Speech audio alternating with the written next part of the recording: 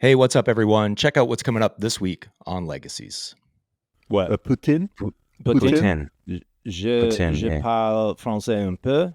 Todd, you've got me addicted, dude. Like, seriously. Especially if you had David Hyde do your security. I mean, that guy just loved loved the fucking cameras, right?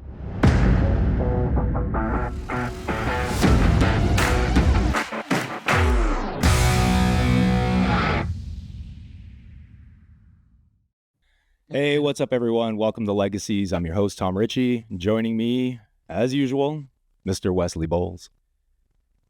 What's going on, What's everyone? going on, Wes? We've got a good show today.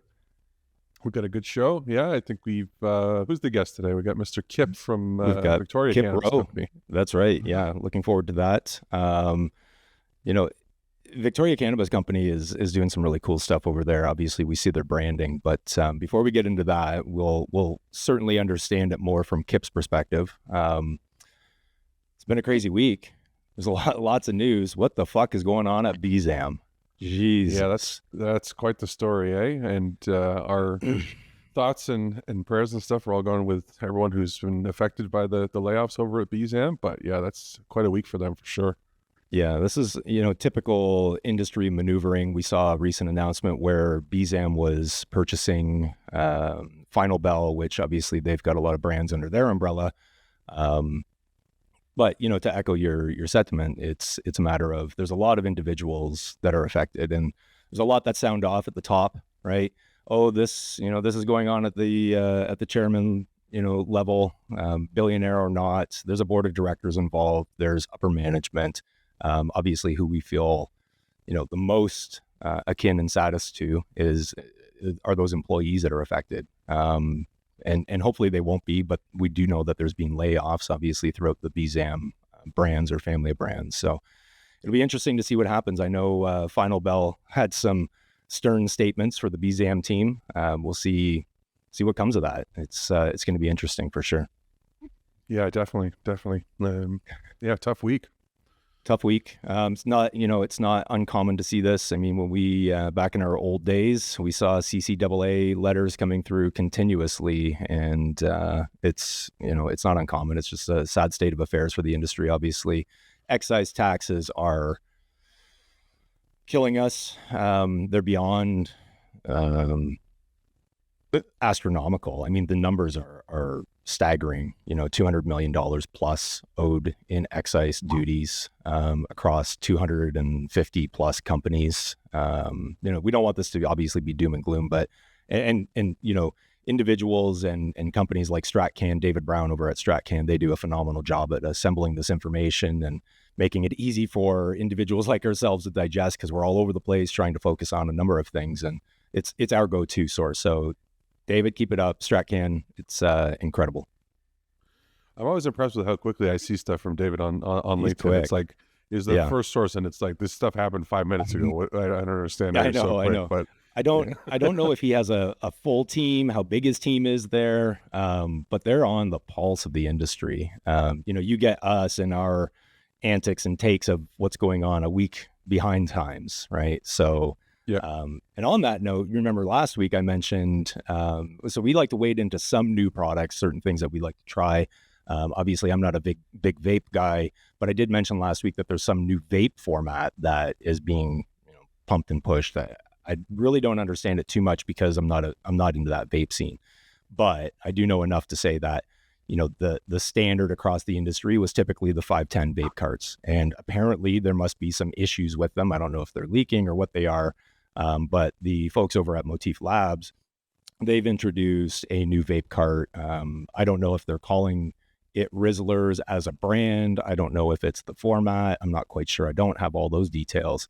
But there was some funny comments that were circling Reddit, and one of them was something. It looks phallic by nature, and we did see a picture of it, and I was like, I don't really know about that. But you had kind of said, well, it might be refillable. And then we start taking into account, like, if that's the case and you can buy a jug of vape juice that is, THC, obviously, is it going to be taxed astronomically? So the answer I would say is probably yes. But what do you think? Yeah, I think again, like you said, I'm not really 100% up to date on what the issue with the 510s is, if that's such a standard and everyone's already using those. I don't know if it was, is it cost? Is it leakage? Is it a number of things? Maybe there's too many faults on the production line and then leading to high failure rates and stuff like that. And they were looking for something new. I'm of the mindset that, like I said, it's more so about the potential for refillability. So if you look at something like this is a caliber, and it's just a nicotine salt vape. There's no cannabis in it, but these pods, you can refill these. And I'm wondering, because they look very similar to me when I look at pictures. So I'm wondering if the refillability aspect is the way we're going. And like you said, if you get something like that, which is a typical, nic salt tube, obviously I don't think you're going to get something that big filled with extract, because you'd be looking at, a couple $100 or whatever. But, exactly. I feel like that might be the way we're going. So we'll see. But I'm not really sure what was wrong with the 510s, to be honest. Yeah, I'm not sure. Maybe there's experts out there that can weigh in if they catch a clip, or, you're watching on YouTube, Spotify, add some comments. We'll research it as much as we can. There's only a team of 4 of us right now, and we're pitching in across High Flyer Media, and Legacies. So it's busy. Actually, on that, let's see if we can get some updates from Ian on a couple things. So send him a link when you can. I want to bring him in, see if he'll join and catch him off guard. Just to have a little fun with Ian if we could. While we're doing that, you had a little road trip, obviously, and I'm jealous because you're wearing a Stok'd hoodie. That's pretty cool. Where did you get that? Tell us the story. Yeah, I made it out to the Stok'd Niagara Falls, Ontario location, not the American side, so obviously the Canadian side. Yeah, we won a giveaway, I think, a Stok'd giveaway, I think a week or two ago, was it now? Yeah. We don't win much. We give a lot of shit away, but we don't win anything. No, and we had actually considered, should we re-gift this? Should we, pay it forward? And then we thought, well, hold on. I mean, it'd be nice to get something for a change. So you live a little bit closer and obviously could make the trip down. But, from what I understand, good staff, great staff, good location, typical of Niagara Falls in some cases, I think, where, the areas are somewhat desired depending on what it is. I would imagine that rent is not cheap for commercial spaces within Niagara Falls. But what was your experience like in store?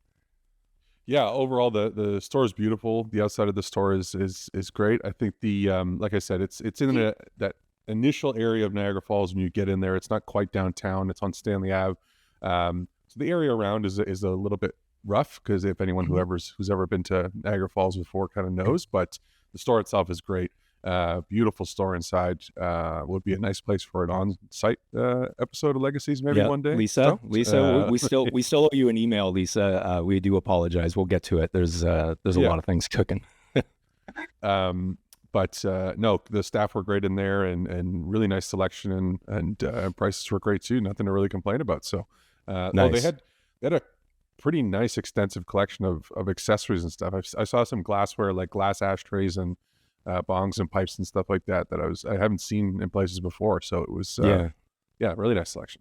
Yeah, cool. Yeah, I wonder if the vast majority of that is typically purchased online. I'm not sure. I don't have a lot of accessories. I'm a lazy individual when it comes to cannabis consumption, which is for me, pre-rolls. Actually, on that note, I should mention I grabbed some of my stash to bring to the studio, and I've got good news. So as you know, I've been trying to track down Rosin Heads pre-rolls for a while. So Todd announced those are going to be going to market. They're going to be available through OCS flow through, and I've been monitoring. I think that was as of February 20th. And I've been monitoring and checking. Who can I get it from? So when I went to restock on my Rosin Head stash last night, because Todd, you've got me addicted, dude. Like, seriously, it'd be one thing to be purchasing edibles or chocolate confectionaries with THC, but you could make these without THC and I'd still buy them. Like, they are just incredible. So this one here is the hash rosin stick, which I know you love. There is a salted caramel, just so everyone's aware. This is not a paid endorsement by Rosin Heads. They are a brand partner.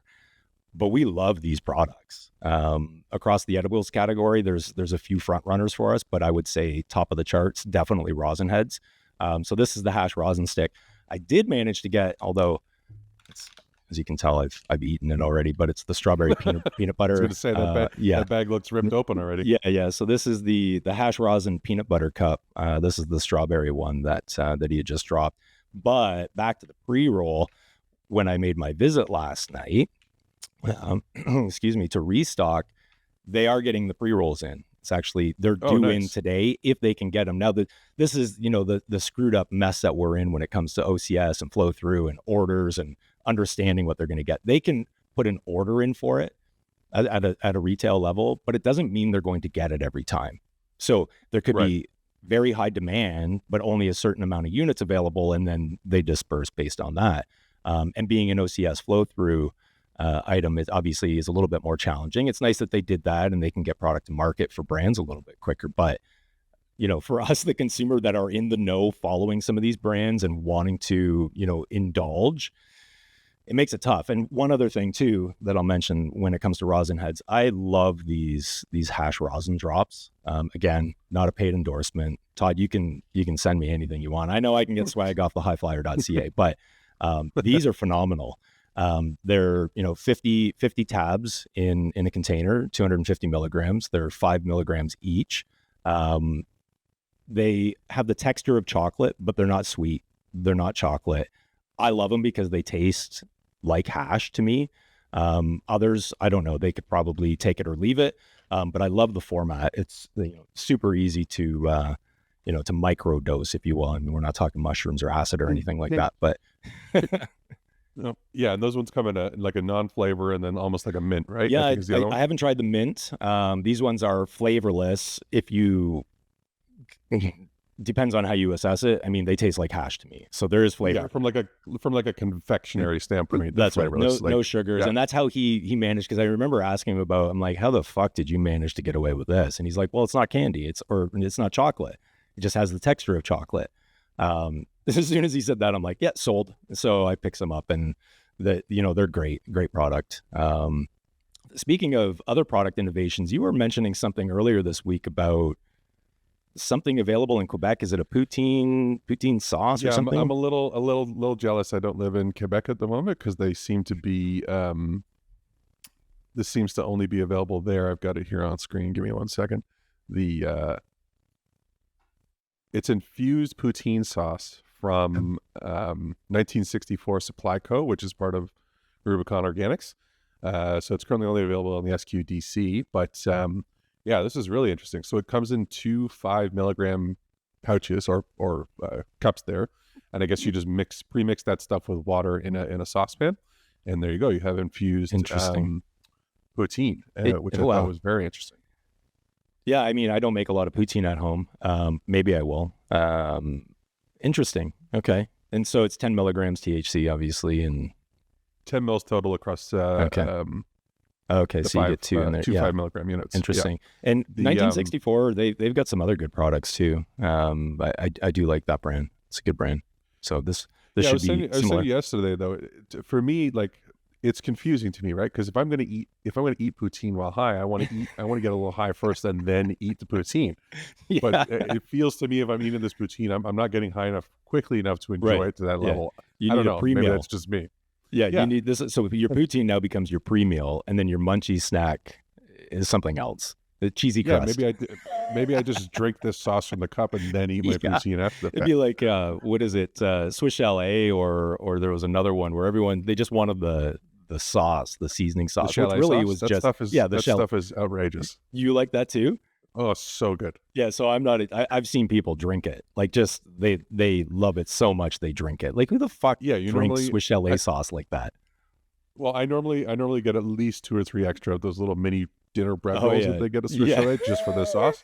Yeah. It's awesome.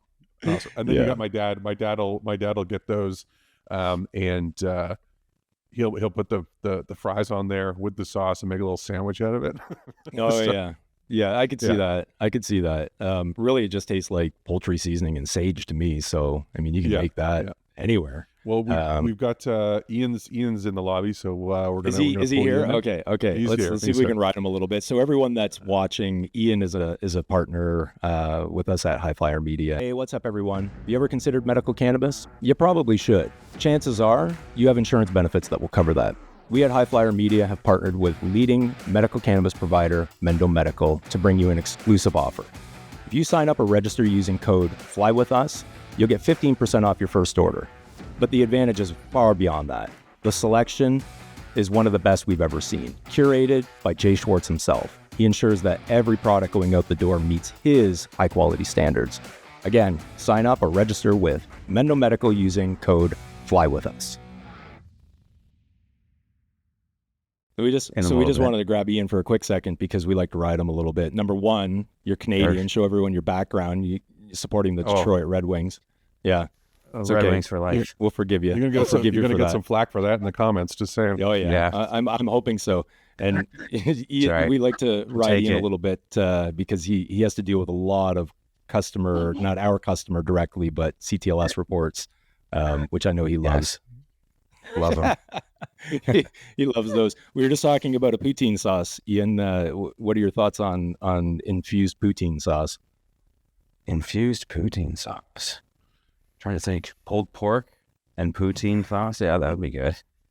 Go take it to the next level. With the pulled pork. That's not a bad idea. 1964's got your back. They've got some stuff. We're gonna see if we can get our hands on it. It's out of Quebec though. Beautiful. How do you say that though? Make sure you say it correctly. What? Poutine? Poutine. Je parle français un peu. I'm going to get in trouble. Alex is going to be all over me going, don't ever try and speak French again. Yeah, don't do that. All right, go back to work. We got a show to do here. Go back to work and get rid of that Red Wings shit. Jeez. Perfect. Done. All right. Unbelievable. All right. Ciao. See you later, Ian. Bye. See ya. All right. What else have we got cooking? Oh, you know what I should mention is I don't know if you've ever seen any of the episodes of Trafficked on National Geographic. I'm sure there are other other stations or broadcasts. Trafficked has a new series. So there was a previous series. I had to look it up because I thought I was going crazy.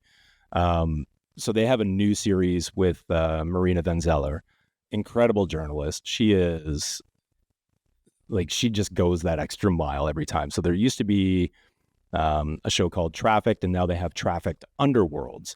And I caught an episode called Hash Smugglers.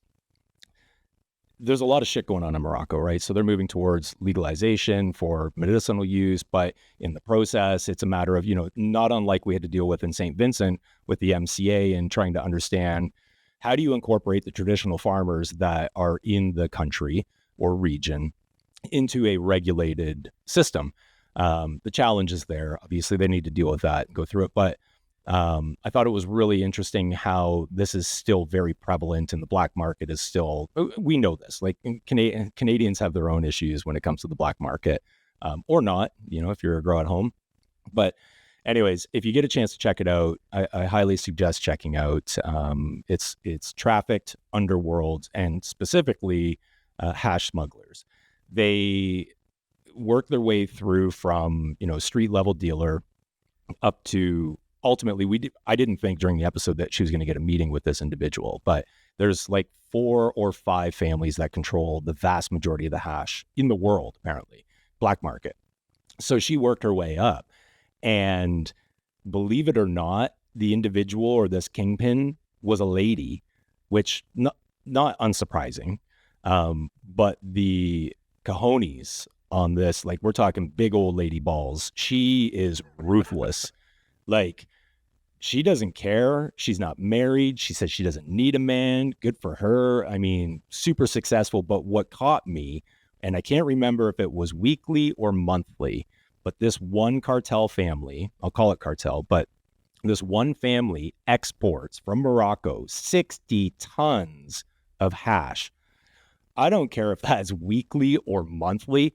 That's a hell of a lot of hash, right? So now you imagine that on the scale of there's 4 to 5 families doing this. You could just imagine, how much of the world's hash is being produced. And there was one other thing that they mentioned too was the traditional cannabis plant used or grown in Morocco tobacco, ages ago or centuries, decades, whatever it was ago, it was like 8% THC. And I have to look this up because there's just no way. It doesn't make any sense to me. But they mentioned that nowadays it's 60%. And I'm like, there's no fucking way. It can't be 60%. That must be misspoken. Someone gave them the wrong information. I don't know. But Yeah. we know in Canada, we have issues where, anyone that starts to claim, oh, they've got 31, 34% THC, it usually gets called, right? That's bullshit. It typically does. It'd be interesting to get Chris's take from Hashco on that number, just to see what he thinks is possible. Oh, yeah. Actually, I forgot that so Hashco did an article, a sponsored article with High Flyer for this, and it was the resurgence of hash in Canada, and it is making a rise. And, individuals that enjoy hash, they stick with it.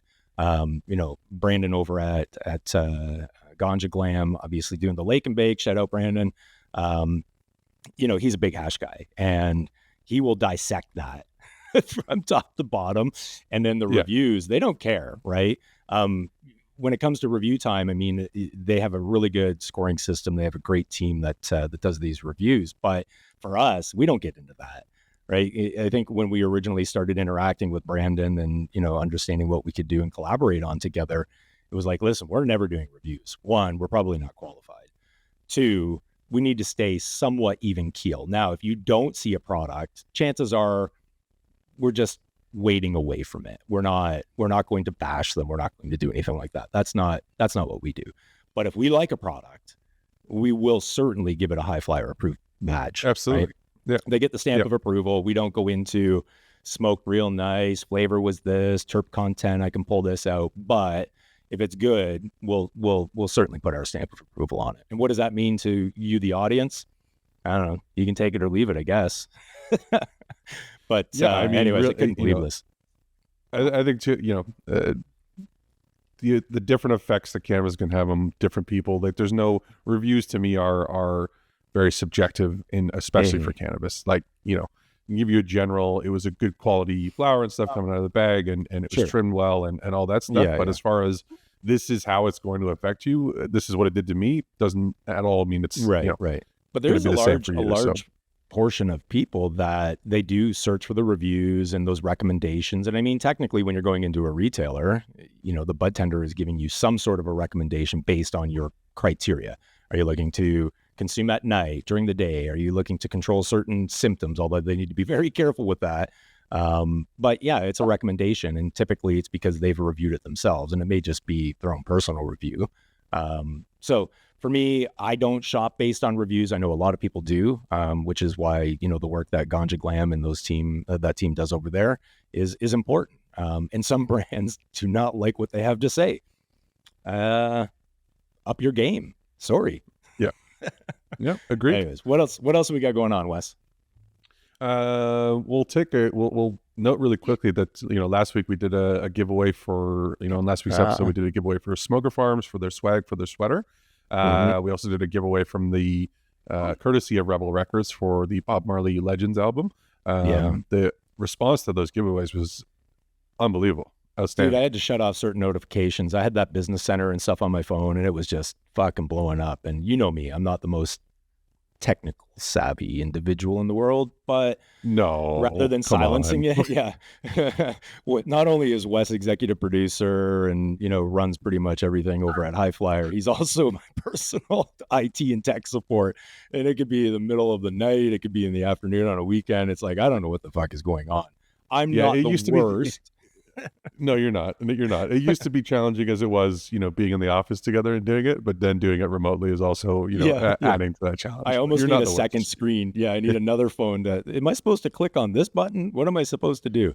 You're not the worst. Ian has his moments too. Hi, Ian. Ian, Ian certainly does too. Yeah, we all do. Except you. You've got it figured out for some. That's why you're called the Wizard. Yeah. Well, yeah. Thanks. But for those giveaways, I had a bit of a thought here, and I'd be interested to see. We don't have a giveaway for today's show, but we'll be interested to see what the audience thinks. Or they'd like to see us give away next. So I was thinking, if everyone wants to head over to thehighflyer.ca, and down in the comments, we'll split this out in an Instagram reel, and tell us in the comments what you'd like to see us give away next, and we'll take the popular opinion and work with the brands and see if we can get something given away on next week's episode. Yeah, I like that. So visit thehighflyer.ca, browse the products that are there. There's a bunch of brands. We also have vinyl and coffee. For now, we're expanding. Every week we're having conversations. It's just a matter of time, right? We can't accomplish as much as we want to in the short amount of time we have.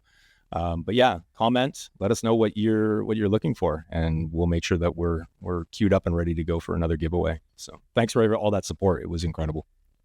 Yeah, it was amazing. So, awesome. Yeah, I think on that note, maybe we should take a break, and when we come back, we'll have Kyp Rowe. I mean, this guy. So I don't know if I told you any backstory about this. So Kyp and I have known of each other, but we have some very common individual connections, and one of them is David Purcell.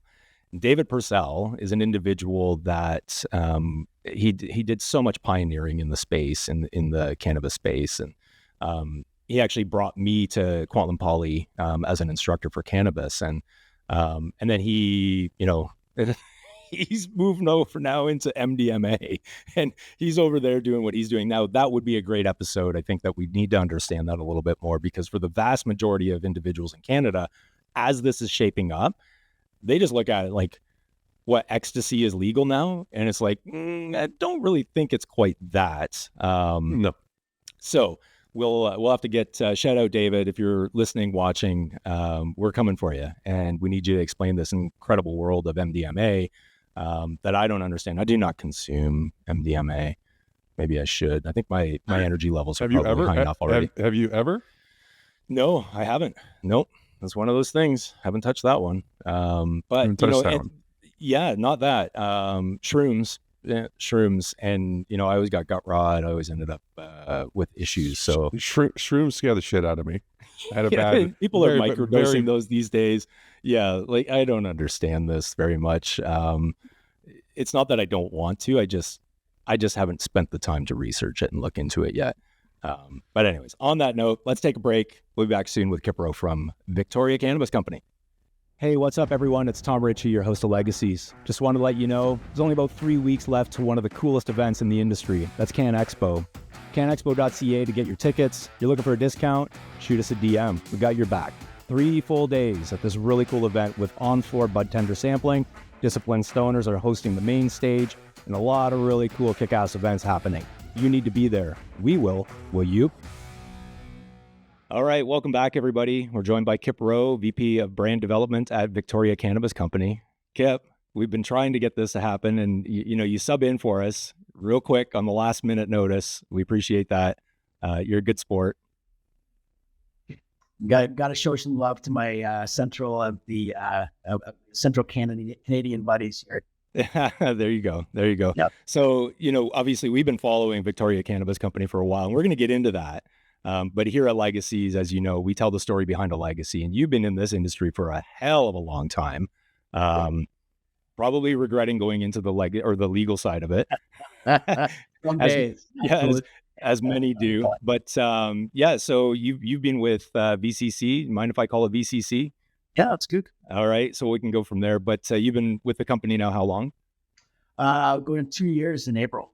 2 years in April. Awesome. Yep. And obviously that's that's a long process, because we know product is being available in the market for approximately 7 months. But let's go way back, because you are a legacy individual. Prior to myself, even, I'm an MMAR guy. We've talked about that before. But, your experience dates back, you were doing Legacy Seeds, right? Back in 99? Yeah. So I opened up a seed company back in 1999 called Legends Seed Brokerage House. And it's actually what it was a place online where you could get cannabis seeds from breeders around the world. So I carried Canadian seeds. I would go over to Amsterdam and grab all the Dutch stuff, Dutch Passion, Sensi, Flying Dutchman, all the classics. And we would get them back to Canada, and we would take out ads on the back of High Times, the 1-800-GOT-SEED. That was us for many, many years. Come on, that was you? That was you guys. That's fucked. Yeah. Okay. Wow. Great Canadian Seeds, the Amsterdam Seed Company, and Legend Seeds were all the three companies that we ran off of ads, off of High Times, Cannabis Culture, and any of the other kind of cannabis media rags we could. Right. So it's interesting because I know in my early days, I was ordering seeds, getting started, I would order from, oh man, what were they called? Well, the joke was Crop King, but I think it was Crop King Seeds. And that was, 2010, somewhere in there. But so you said a couple things in there that I need to take out. Okay. You'd go to Amsterdam and bring back seeds. Yep. Mail them. How did you get them back? It wasn't legal. This is the beauty. So I go to Amsterdam about 3 or 4 times a year to buy seeds. So I fly into Amsterdam, hit up all the seed companies that I'd sent. Then I'd spend a good week packing seeds into corrugated plastic into little envelopes at a hotel. So that's, I bet the neck pains and the arthritis to prove it. So what I would do then is once they were all ready to go, I would jump on a train and get out of Amsterdam and the first town over in Germany and get off there and I'd make sure that postmark was from a German town, not a Dutch one. Okay. Wow. There's some balls there. That's some Ocean's 11 level shit right there. With that one. For a strong redhead, that was my Ocean's 11. Yeah, I remember back a story from, God, I don't know, I must have been 17, 18, working in a restaurant in a big hotel. And an individual, younger guy, 20 years old, he had come back with some hash, a lot of hash from Amsterdam. And I'm like, what the hell? How did you manage that? And he goes, risk and reward, buddy, risk and reward. And I'm like, okay, I get it. And I mean, in those days, hash was the thing to have. You had to, you're looking for Gold Seal, Afghani, whatever it might be, Jamaican gum hash. But, it was well priced. But what's interesting is way back then, so 95, 96, prices haven't changed that much in the world of hash and even some of the cannabis products. But inflation's gone way the hell out of control.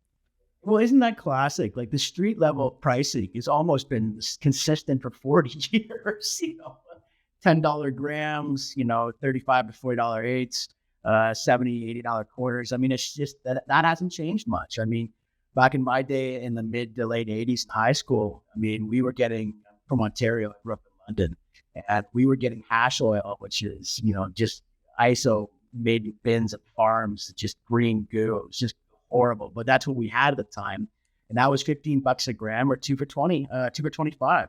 And that's my first introduction to cannabis was hash oil. And so after obviously inflation, it's one of those things that we all bear, right? But after the seed journey, the smuggling, because that's what you were doing. You maybe not physically. Actually, you're using the postal service to smuggle for you. I was just brilliant. Yeah.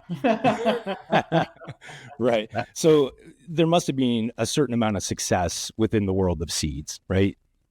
It was an incredible amount of success, to be quite frank. There was such a huge market for cannabis seeds, especially in the United States. And if you had the balls enough to send into the U.S., then you were going to get paid for it. The other part of this too was, we had a bunch of houses going as well in Vancouver at the time, and we hooked up with some kind of notable breeders like DJ Short of the blueberry fame.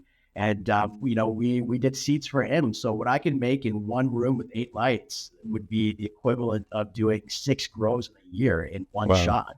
So, we would get online and go into like chat rooms and boards, and back in the day, HTML chat rooms. And we would we'd pump our gear and we'd get customers. And ran that for years. Wow, that's wild. And what would you say, if you can think back, right? Not to date ourselves here, but first experience with cannabis, what sold you on the plant? Wow. Okay. So I'm 14. Yeah. All right. Pretty close. Yeah. Same. Yeah. It was a classic. My buddy's brother was ahead, and we looked up to all those guys, and they were 4 years older than us, and we got our hands on some hash oil at the local pinball arcade, and went down to the Thames River in the park and took a little pin out and got it out and gooped it on the cigarette. And once that was it, that was the beginning of a very long journey that I have a ride I still haven't gotten off of. Yeah.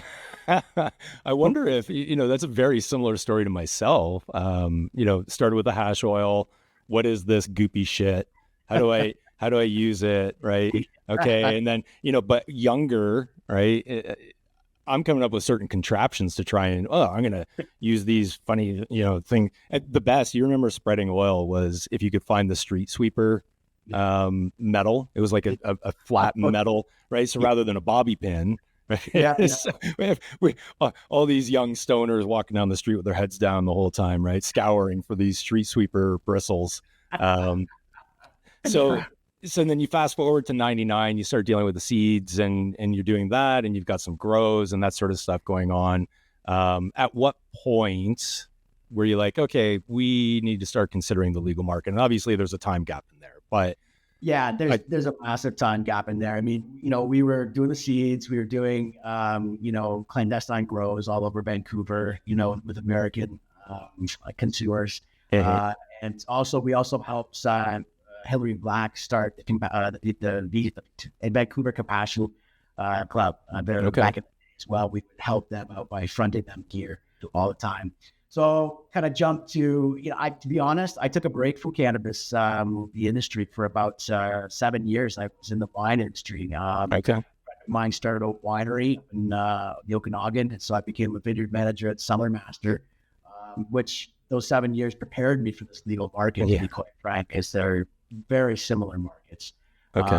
And then I got the opportunity to jump back into cannabis and was with a LP that finally got their license just last year, but this was 2014 up in Powell River. I was there with a group trying to get the Old Mill licensed. Okay. Powell River. Yeah, we had, I think we had some customers coming online back in the days when Wes and I were with Ample. Very remote region, right? 2 ferries. Yeah, but beautiful. It's one of these towns that you can't throw a rock without hitting a grow. I mean, there's cannabis culture is rich in small little towns. Wild. So Kyp, you mentioned, being in the alcohol and beverage industry for a little while there. What, are there aspects of that industry you wish would come over to the cannabis side of things? And if so, kind of what would those be, do you think? In-store sampling. Yeah. It's like, I was sitting in the winery, and so I'd work from 4:30 till 10 o'clock outside in the field. It became too hot, and then I'd go work the bar the rest of the day. And that connection was great with the consumers because they're talking to the guy that's growing the vines, and they talk about how we then process and get them in the bottle and that whole experience. So it's great though. I mean, when you're chatting, you can kind of guide them through their flavor experience and profiles and what they're experiencing, and give them a vernacular, give them a vocabulary to be able to help them describe what they're experiencing, so that you can then help them kind of figure out what their tastes are like. And you can only do that when you're live sampling. That would be the number one thing. And then just taking down the 1,001 cameras that are everywhere that make me nervous. That's I think when you're jumping on, you're like, I'm always being recorded, and that's true. At first I'm like, but it is true. Especially if you had David Hyde do your security. I mean, that guy just loved the fucking cameras, right? And it was funny because those early days licensing, it was, you'd have inspectors on the East Coast versus the West Coast, and there was a playbook, but depending on who was doing what. So you need an 8-foot fence, and then someone does a 12-foot fence, and then all of a sudden that news spread from one inspector to another, and Health Canada's like, well, an 8-foot is requirement, but a 12-foot is nice. It's like, what the fuck? And then you get David, and I love David. I mean, this guy's great, but he'd come in and do security and get everything set up. Those were his early days, and he'd design systems, and we'd see those systems coming into Ample to be able to understand facility management and how the layout should be, and where are we going to incorporate printers, all these sort of things, right? And we would know as soon as it's stamped with David Hyde, we're like, oh, these guys are under Big Brother control. They're going to be watched every moment. Yeah. So I work with Chris Bezano, who worked with, yeah. I love Chris to death. I know he's got his own project on now, but we would laugh. Every 10 feet there'd be a new camera that would cost 6 times more than it did 6 months ago. But yeah, right, yeah. So we're going to get into Victoria Cannabis Company, but there's one. So you talk about sampling, in-store sampling, which, I mean, will we ever see? We're not going to see that, right? No. But BC is now big on, so in Toronto, we've got Lit Research and there's a couple other ones that are available. But the patios are starting to ramp up and cannabis consumption lounges within British Columbia. What are you seeing? I mean, we're in Ontario. We catch news from everywhere, but we don't get to experience it necessarily. I think Cottage Cannabis, it became the first dispensary that just allowed sampling in the back of their patio. I think that came out today, to be honest with you. Wow. Saw an Okay. article come across my socials because BC did say that they were going to allow on-site consumption as long as, where cigarettes can be also smoked, Right. where there were smoke-friendly areas. It's so fucking nowhere. Oh, right, yeah, essentially. Right? Like, Yeah. that's when we start cracking the municipality and really trying to dive into that. Like, sidebar. I mean, I've dealt with every level of government now in this industry, federal, provincial, municipal, and the municipal ones, they're the biggest mobsters of the whole bunch, to be quite frank.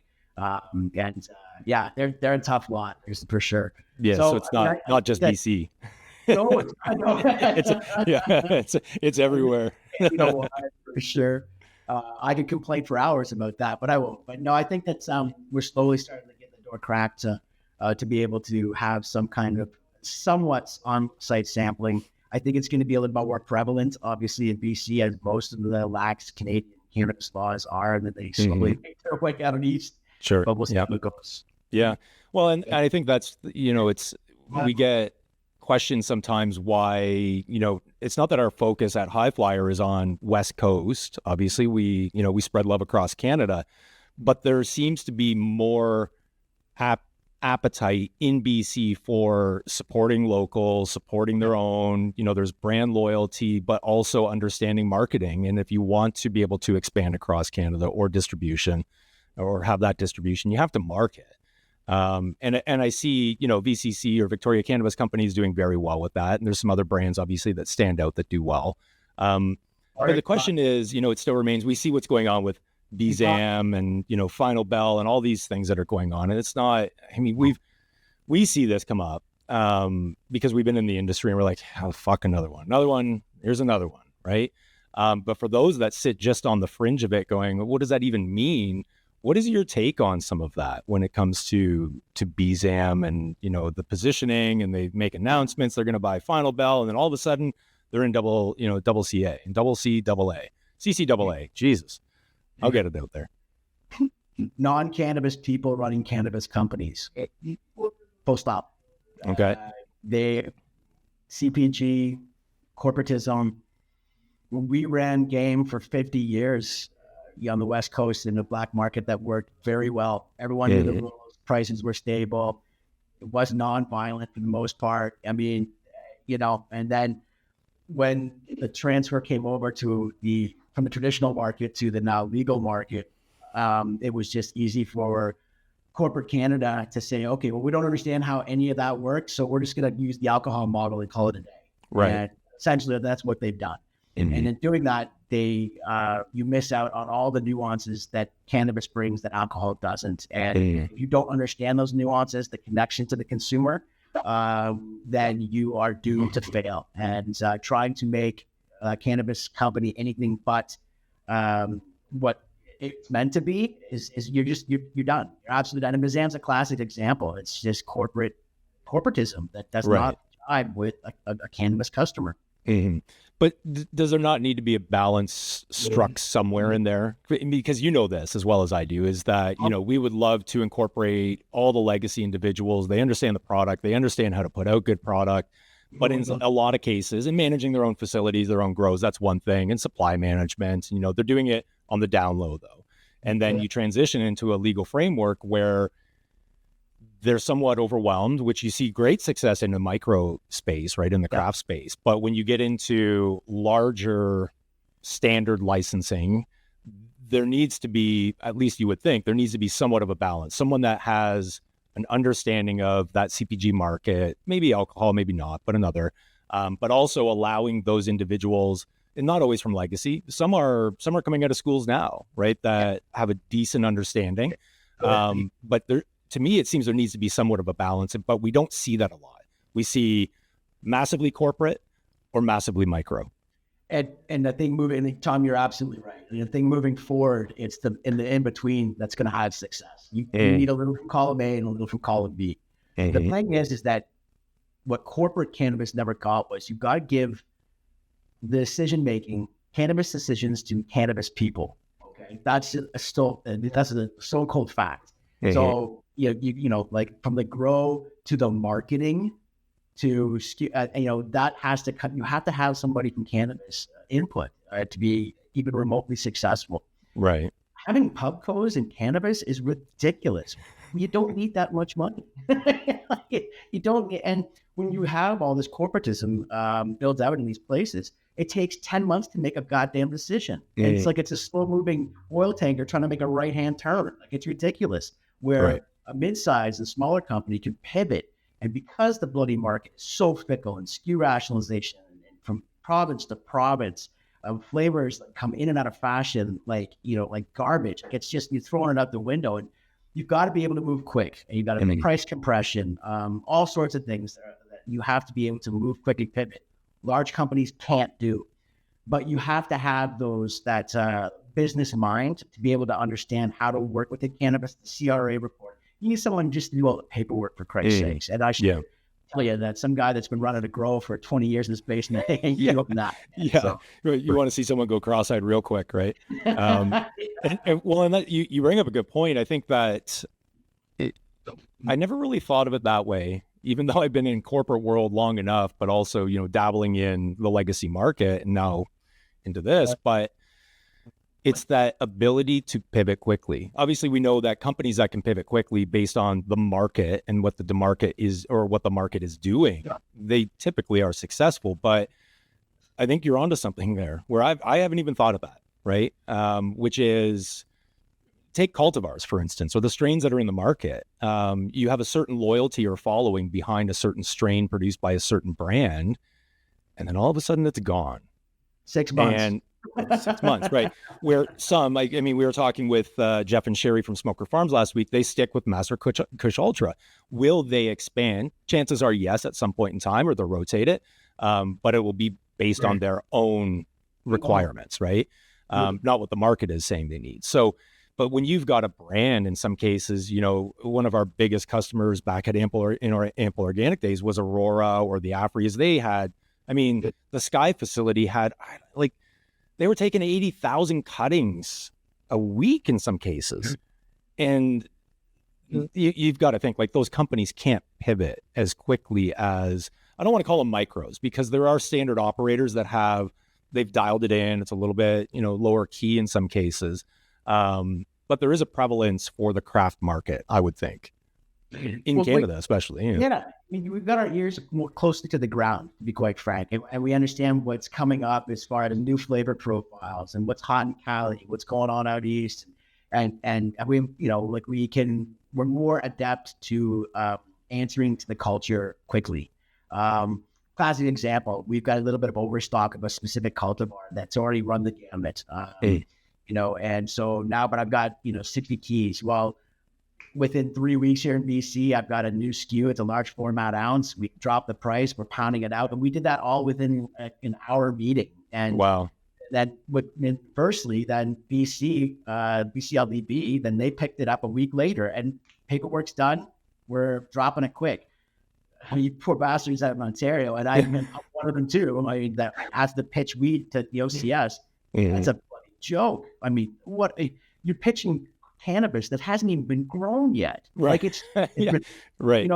BC I love BC for that fact that you can just quickly get things done and pivot and capitalize on potential, not mistakes, but new issues that arise from your current stock levels, create new SKUs that kind of monetize whatever you've got left in that. Direct delivery is another great way that British Columbia is doing this as well too. Wow. Great points, man. We know that we're careful sometimes with how we say things. We know the challenges at the OCS level. Obviously, they've got some good individuals. There is a framework that was developed that is not the easiest to navigate, especially product calls. They're doing them 4 times a year. We see, BC Alberta is much different. Manitoba is even different, right? As far as I understand, but Yep. you start dealing with Nova Scotia and New Brunswick. I mean, two of our partners at High Flyer, they are in Nova Scotia, and they're so old school. They're going in and flipping through a paper catalog of what the listings are. Wow. I mean, talk about making it difficult. But one thing I want to pull out there is, paying attention to what's going on in market. You mentioned Cali. Does Cali still influence the Canadian market? I mean, it used to for forever, right? So Yep. did Amsterdam, but Cali was big and prominent. And then that ripple effect to BC, and BC was what influenced the market. But I'm curious, does Cali still influence the market here? Well, yeah, I mean, absolutely. Most of the big kind of hot shit breeders are all down in Cali right now. Humboldt. Yeah, right. Exactly. Like, your seed junkies, your lit farms, your umami seeds. They've got these massive followings online on socials, and they're doing some pretty cool stuff down there. Now, mind you, they're all just ripping each other off, but Yeah. they're, whoever gets the new hot clone, let's jam it to the new hot Right. clone, and then you've got 500 seeds, and you're charging $5,000 for 10 seeds to some poor sap you found online. And anyways, that's a whole other story. Yeah, that's another episode for sure. That's a game, murky, ugly, seedy game. But I will say this, is that they are definitely influencing what we at BCC are looking to drop, because we've got more of a culture, because the culture's been here out west for so long and so in depth, and the kids that yell the loudest on Reddit or on Twitter or on IG are really, they're connected with that cannabis culture in California, what the new flavor profiles are down there. And yes, they make their way up here pretty quick. Interesting. So let's talk about Victoria Cannabis Company for a second, because from what I understand, the team or crew there made up of some legacy individuals as well, but experience combined, 30 plus years of cannabis experience? We've got like half of the company was from Shelter Cannabis. The other half is from Broken Coast. It's pretty funny. We were all Broken Coast, man. You don't hear a lot about Broken Coast these days. That was one of our favorites at Ample early on. I mean, the true OG micros in the space, right? Oh, yeah. Product was always fucking fire. Always. Yep. I know an individual for sure, if he ever listens, Brad Slanker. He is a massive Broken Coast fan. I don't know if he ever veered into anything else. So chances are, Brad, if you are listening, Victoria Cannabis Company is your next stop, right? That's what you should be trying. But anyway, sorry to interrupt. So talk about the team a little bit, and we'll get into what is VCC doing now. So yeah, I came on board 2 years ago after Shelter Cannabis, who I was previously working with, closed up shop. I got the opportunity to come to a facility in Vic West. We're literally a 4-minute drive to downtown Victoria over the bridge. And it was amazing. I had 2 micro cultivation licenses, had a nursery license, and they were just wholesaling cannabis at that point, and kind of were, needed a direction. So I came on board, and immediately we started work on the standard processor. We started building that out. And it became pretty evident right after that we could also have a farm gate. So all of these 5 licenses in one big building, a stone's throw from downtown Victoria. So what an incredible opportunity that we had in front of us, but a lot of heavy lifting to get there. It took us about a year to build out the standard processor. In that time, I developed through my past connections a bunch of amazing relationships with some brand houses like Pistol in Paris, joint venture Craft Cannabis, Red Barn, Gordon Nickel, North 40. And so I would sell them our cannabis that we were growing here. And all I asked was that we got a shout out on the bags, socials, that people knew that it was coming out of this facility. So we had a whole year of kind of ground kind of like marketing from other companies repping our gear before we actually even launched a bag with our own logo on it. So that was incredible, and it was mostly out west, obviously. But we're a very tight knit community out here. The cannabis industry. I mean, my phone is a Rolodex of just about everybody out here. And lots of WhatsApp. Lots of WhatsApp too. Some of them are very dangerous. Anyways, so then we got the standard processor. We launched our first Cultivar Pomelo Skunk in July of last year. And we had incredible success. I think in the first 6 months, we did over $1 million in sales just in BC alone. Wow. So we were quite fortunate, very blessed. And now we're focusing on moving into other provinces, and we're focusing on our farm gate store, which has been a journey to say the least. So I want to unpack Farmgate, but I do want to understand. So there's 2 micros: standard processing, nursery, and Farmgate under one. Like, how does that work? They're all separate licenses, I would assume. Yeah, they're all separate licenses. They're all separate addresses too, if you can believe that. Okay, that's what I was going to ask. Yeah. Yeah, it's all one building. So I mean, to get into each license, I've got to go outside. They're not connected by. This is the fucking madness of this industry. It's just crazy. The fire marshal, the municipal building inspectors, all of them are just shaking their head, going, "What in the fuck are you guys doing?" Yeah. I just think it's asinine, So yeah. Here it is, and like I said, we're very centrally located. We have 44,000 cards passes a day. We have the Galloping Goose Trail, which is 250,000 people on a bike trail that go every year. Wow. We've got the seawall 2 blocks away, and they're about to put in close to 30,000 new residential units, all within the 3-block radius over the next 3 years. So that's incredible. You guys are poised, like right in a great spot then. And what is Farmgate? I know provincially it's a little bit different, but what does Farmgate look for you guys? What are you hoping to achieve with it? So,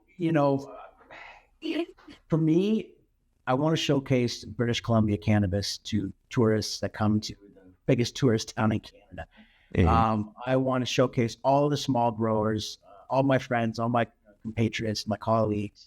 The cannabis community out here in British Columbia has embraced me for 30 plus years, and I want to showcase that. I want to be able to shout it from the top of my soapbox. So we're gonna basically focus on a mostly British Columbia craft cannabis, as well as obviously our own brand.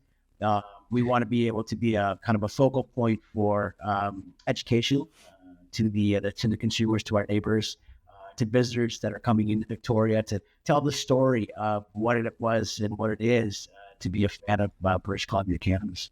Wow, that's wild. That I'm sure it'll work out. I mean, given your location, especially, being to Victoria, beautiful, absolutely beautiful. Love Vancouver Island. So where, we see expansion across Canada. You guys are focused now, obviously BC, but you're coming in. No, you have presence in Ontario now, correct? Yeah. So we're currently in Saskatchewan. We're going to be jumping into Manitoba come May. We have 2 SKUs, the OCS, our 7-gram pomelo skunk and a 1-gram pomelo skunk pre-roll. We're about to launch another on general listing, which are our G-Wagon, and we're pretty excited. Coming out there to do a huge sales trip in the next couple of weeks. So I'm going to be at Cannexpo and at the Tether event on the 27th as well, the sampling event. Okay. So, looking forward to meeting a lot of folks out there. It's a different world for us.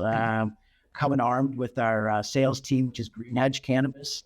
So we'll be going out with the territory managers, hitting up stores and, dancing for my dinner, essentially.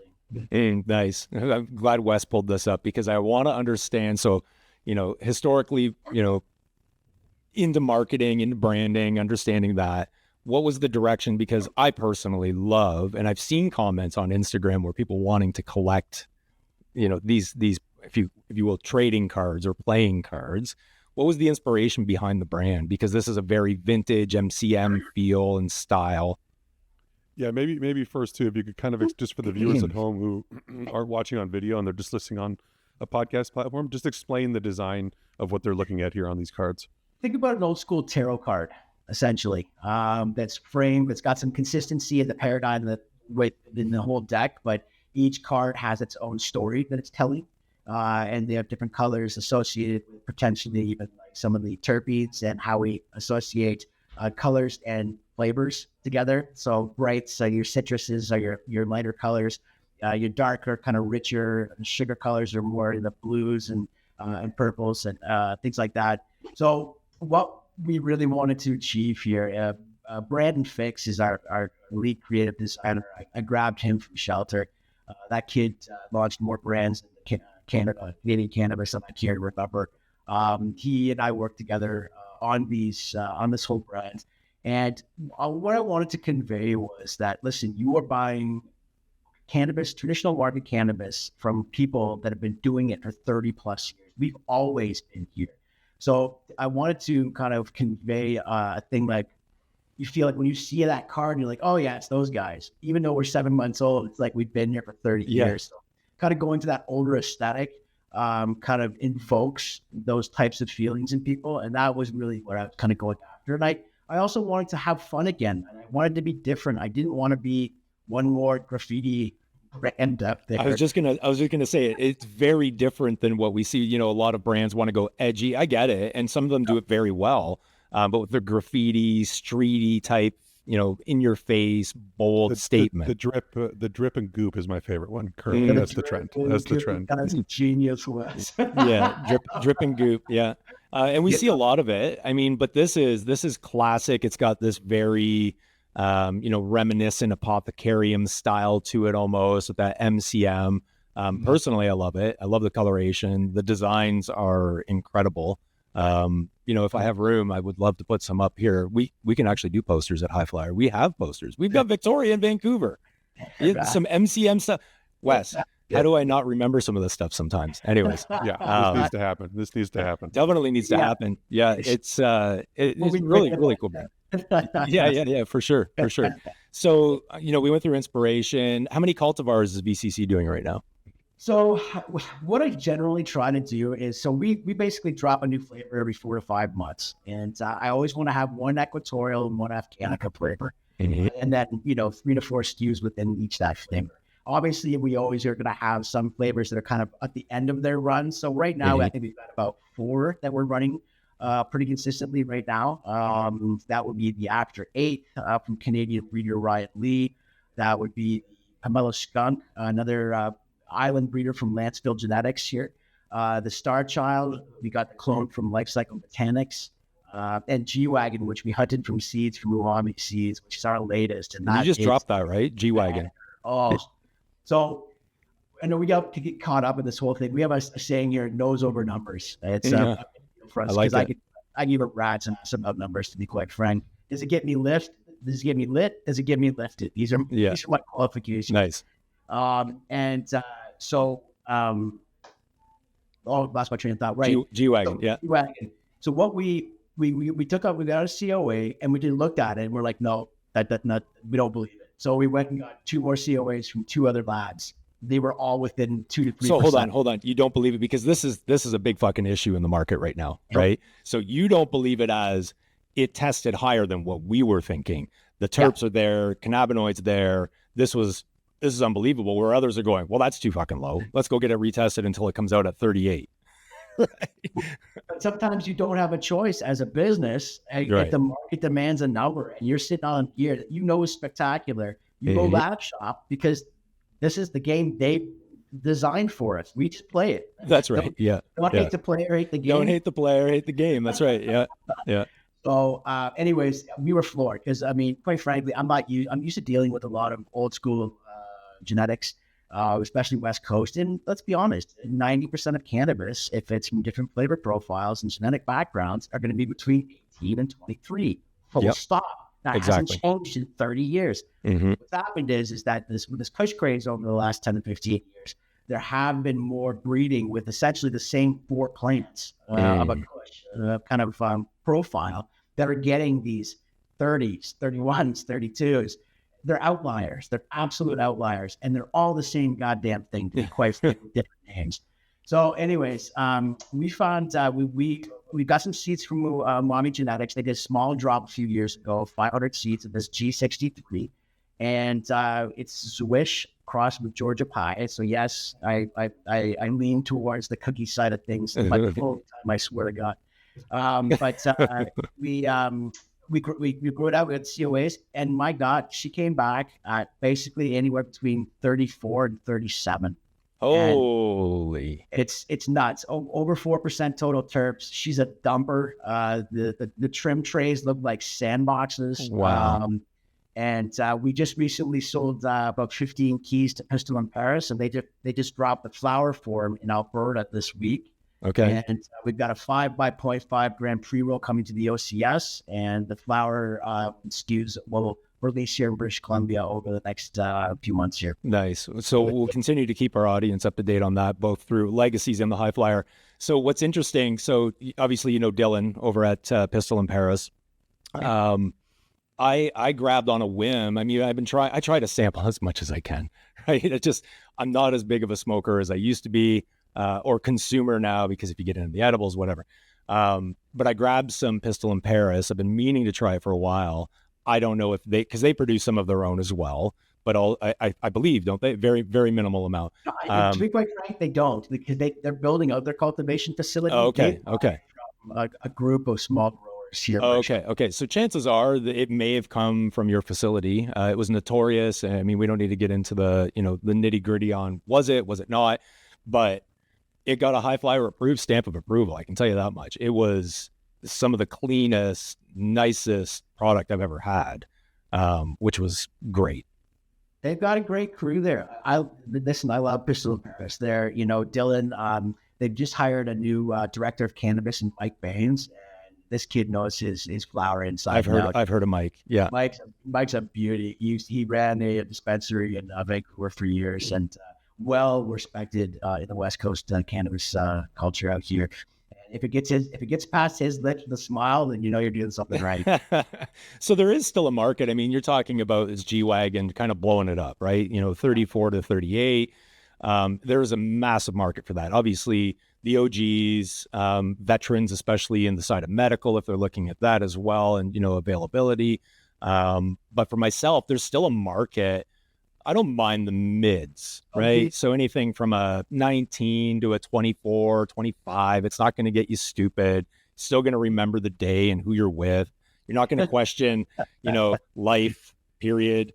Reminding yourself that no one has ever died from using cannabis. Right? I'm sure you've been in that state multiple times throughout your history of using cannabis. Right? I don't even like saying using cannabis, but to that point, yes. Right. So what are you seeing, BC versus Ontario? Because we still have this, these discussions about price and potency are driving the market, which is true to an extent. But there's still the fringe consumer that is just new to cannabis. They're just starting to enter, or at least be vocal about it, or not hide. What do you see the difference being between BC and Ontario? Is it price and potency still? Is there a market for the mids? Like, what's going on there? Yeah, that's a tough one. I mean, listen, when you have a more educated consumer base, you're going to be able to get past the numbers game. We recently, with our Star Child, was 21.99, and it's on a number of must-have menu lists all around the province. We've done very well with it. That's kind of when we also, push the nose over number thing. I mean, it smells like fresh baked cookies and allspice. It's wow. wonderful. And everyone's endocannabinoid system is different. So THC in totality means squat. So you can't just put a blanket on and say this is going to get you banged. It might not. It's individual. Could be the terps. Yeah, anything can change that game. Yeah. All to organic compounds, the thiols, the alcohol esters, there's 500 chemicals in cannabis. Who thought that THC alone was the driving metric that we should all do? Did and alcohol? Exactly. All they understand is one goddamn. Yeah. But to tell you the truth, I mean, what we're going to be doing out here is in FarmGate is in my grow rooms, I can do a table of one flavor and then put it through direct delivery and then have it drop in our store and do a small run of 18% Congolese, Roberts Creek Congo. Everyone loves the Roberts Creek Congo out here in BC, but she's a 19 if she's a day. And that's what you're going to get. Right. But my God, is this some of the most elegant, fantastic flower you will ever smoke. There's a number of the equatorials that never get past 24 that there's a whole bunch of us sat heads out here that would love to be smoking Neville's Haze. I haven't heard that for a long time. Kyp, you're really aging me over here, man. I'm aging too. But so yeah, I mean, I think it takes more of an educated consumer base in order to be able to get some of these to beat off the numbers game. And it's slowly going to happen over time as the market matures. I 100% believe that. Especially with direct delivery in British Columbia, doing smaller drops to or pinpointed mom and pop stores that have their old school consumer base that want to try and go back to the old days and what they were. When you can truly enjoy it, right? The difference being, and my brother-in-law, he's a bong guy, bong all day long, right? He loves the bong. You want to hit the bong? No, I don't want to hit the bong, dude. I like my lungs in my chest. Right. But you bring something up, consumer education and understanding. We see this in alcohol, right? So for the longest time, alcohol, it was your giants in the bev alc space. And only until craft beer and even craft distilleries started to come along where consumers became more educated about what they're consuming, and the history or the history of the company or the compounds or where the hop source from. And in some cases, individuals look at those and go, oh, fuck, I don't want to associate with them. They're just going off about, how hoppy or how citrusy it is, right? But how are we educating? I see Farmgate as a perfect opportunity to be able to educate consumers. But outside of that, where is the struggle? What are you seeing? I mean, because we do marketing promotion, we do a lot of different things. We're trying to target consumers, right? The vast majority of companies similar to ours, they target for good reason, retail and bud tenders or flower hosts, which we do. But for us, it's connecting brands to consumers, and it's challenging. I mean, individuals we speak with, even advisors, they're like, you're out of your fucking mind. Like, you're 5 years ahead of where you need to be successful in some of these cases. And we're like, that's all right. We're going to keep going because this is needed. So where do you see that education, picking up, Farmgate being one, but where else? Oh, that's the $24 million question, right? Like, well, what do you do given the oversight that we have to deal with and what we legally can do? Right. It's different in each province. And how do you maintain 6 different campaigns in 6 different provinces? Because you're playing that oversight game. So listen, I take a page out of my old school book, and we didn't get here by following every law. We didn't get here by listening to the teacher all the time. Right. We pushed, and we got to where we are now. So I think you've got to push in the right places you can. I think you've got to be extremely creative, not go with the herd as far as what everybody else is doing. Get a little louder. I mean, the biggest disconnect is between brand and bud tender. You've got these poor kids making $17 an hour. They don't fucking atrocious. Nothing pisses me off more than seeing that when they are not only managing the stores, making product recommendations, they are brands, ambassadors, and salespeople. Yep. And we're paying them just over minimum wage. Come on.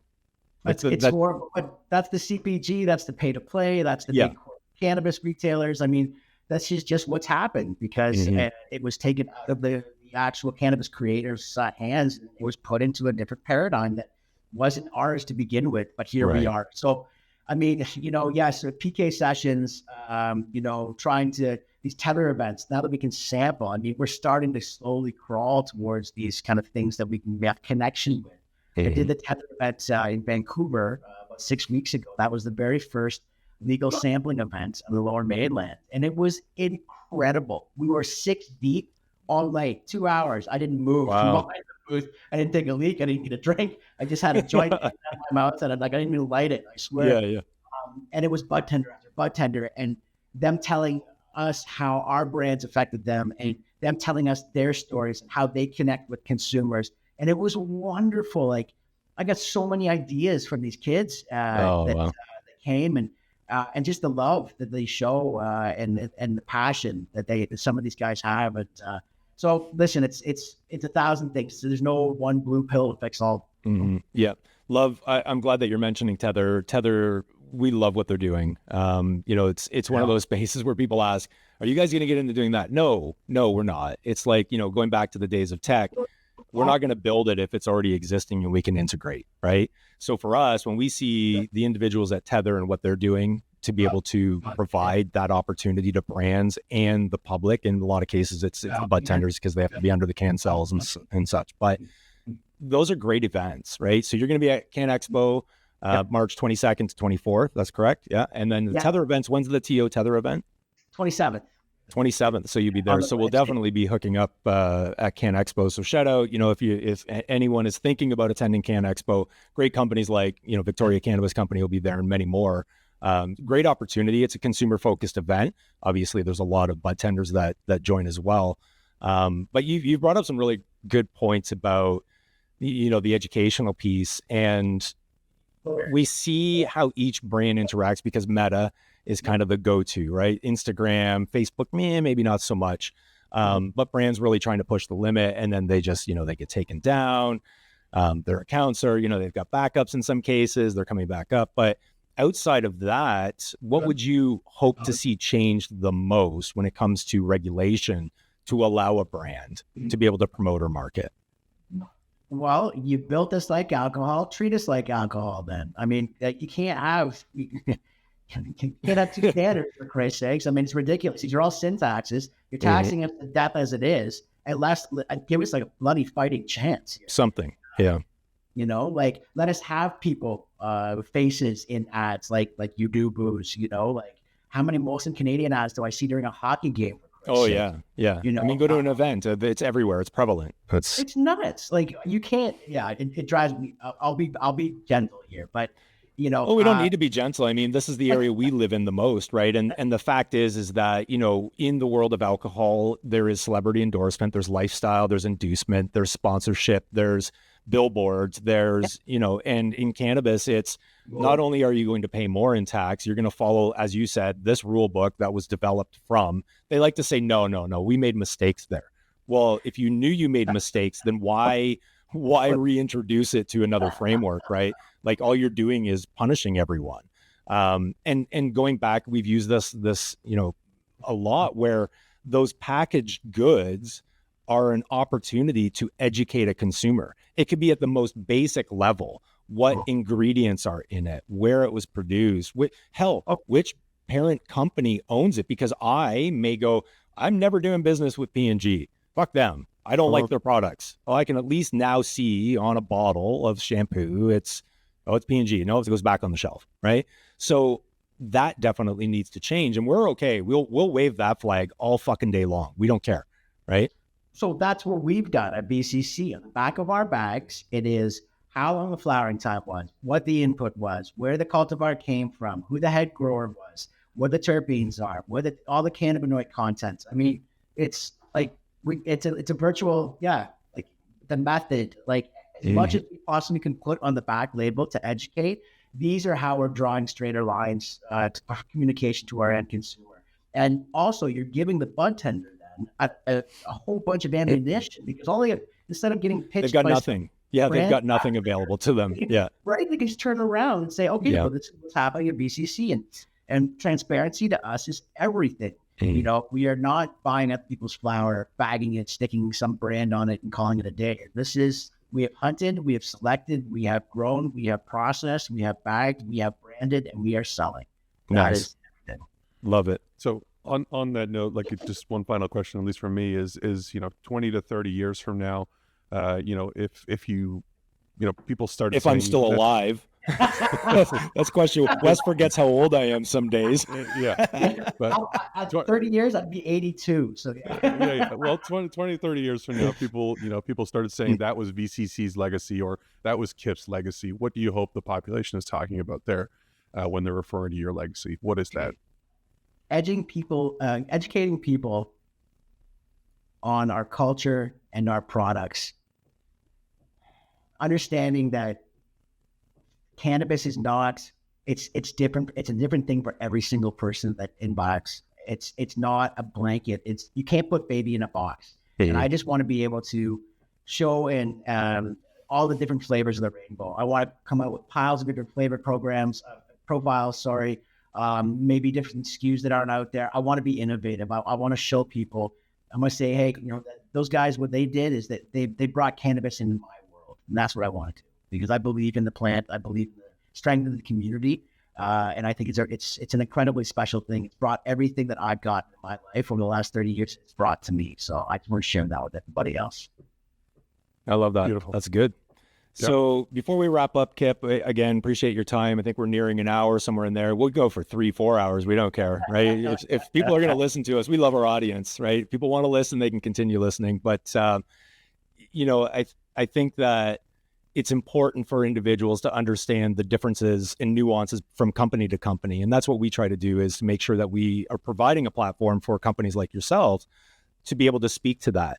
And you're right. And I think that's something that I've even missed, or at least didn't look at it through that lens, which is cannabis means something different to everyone, right?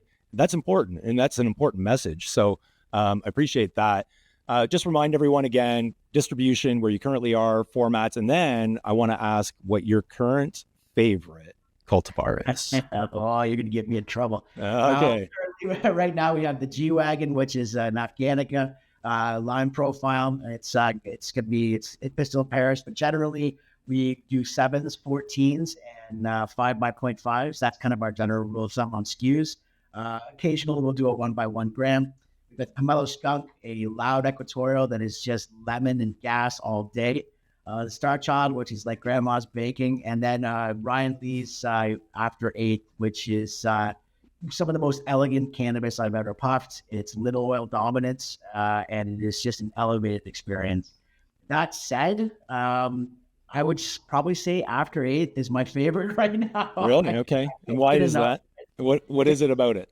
So it's got sweetness because it's a cookies Legends OG cross, and it's got the sweetness from the cookies. But what it does have, it's mineral oil dominance is an outlier. It's less than 1% of overall bred cannabis populations where you find mineral oil as a dominant terpene.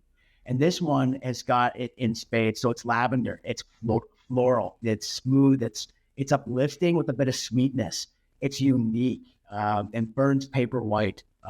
I love it to death. Like, it's just an elevated experience. It's not like, it's not gas, it's not fruit, it's a combination of floral and sweet. It's quite an outlier. Well, you fucking sold me, man. I'm like, Sold me. Where do I sign? Wes is a beverage edibles guy. He's probably sitting there going, holy fuck, I'd smoke that. Yeah, I'm a flower guy now. Yeah, now he's all about the flower. Kyp, listen, man, thanks so much for joining. You're a great sport. Obviously you've got a legacy that you're leaving in this industry and for many more years to come. We thank you for joining Legacies, and we'll see you again soon. Thanks, Wes and Tom, for the platform. You guys are beauties. Much love. Well, Kyp Rowe's quite the guy. Oh, could talk to that guy all day. All fucking day long. So we will get to see him at Cannexpo. A reminder to the audience that if you are thinking about attending, get your tickets as soon as possible. March 22nd to 24th. Tether event is coming up. We're not media sponsors, but we'll pump it because we love the Tether crowd and what they're doing there. But otherwise, I mean, great second episode in the books, and looking to many more. Don't forget shopthehighflyer.ca. We've got a ton of brands on there. Hopefully we'll see Victoria Cannabis Company soon. Yeah, we need those posters on there. And speaking of the highflyer.ca, like we said earlier in the show, if you all want to hop on there and select or choose what you think we should do for our next giveaway, shoot it down in the comments on this clip, and we'll see what we can do with the brand to maybe give that away on next week's episode. Love it.